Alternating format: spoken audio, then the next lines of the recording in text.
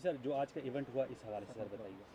आज north Kashmir police range DIG north Kashmir Shri Vivek Gupta sir IPS इनकी क़यादत में जे.एंड.के पुलिस ने सिलीकोट इलाके में, जो कि एक बॉर्डर का इलाका है, फॉरवर्ड एरिया है, वहाँ पर आवाम के लिए एक फ्री मेडिकल कैंप का आगाज़ किया है। ये medical camp government of India की बॉर्डर आउटरीच प्रोग्राम का एक हिस्सा है, जिसमें कि सरकारी इदारों के मुख्तलिफ़ अफसरान अलग अलग बॉर्डर एरियाज़ में लोगों से जाकर मिल रहे हैं और उनके सहूलियात के मुद्दों पर जो है उनसे बातचीत कर रहे हैं। इसी प्रोग्राम के तहत आज का ये फ्री मेडिकल कैंप यहाँ पर मुनक्कद किया गया है।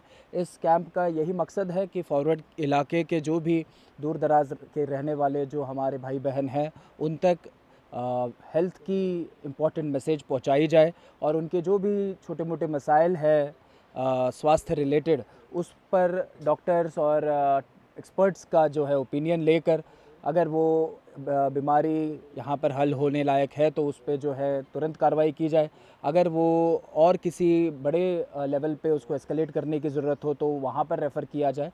मकसद यही है कि लोगों तक जो है स्वास्थ्य की जो है जानकारी पहुँचाई जाए और उनकी जो भी छोटी मोटी बीमारियां हैं, दिक्कतें हैं, उन पर कोई ना कोई कार्रवाई की जाए।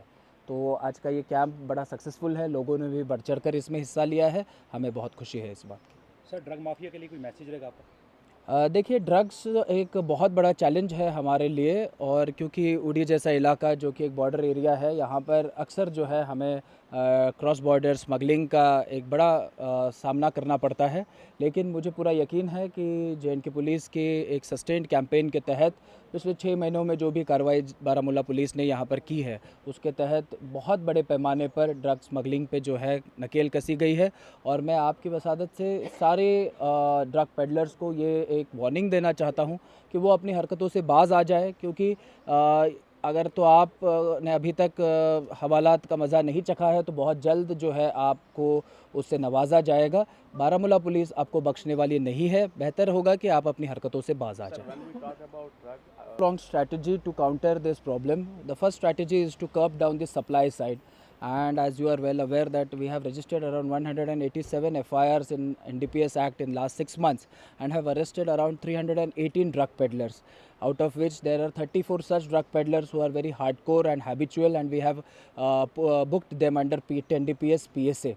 And the second part of the strategy is to curb the demand side, and to curb the demand side we have been undertaking sustained awareness programs vis-a-vis drug menace. We also run, police especially runs a drug de-addiction center in Baramulla.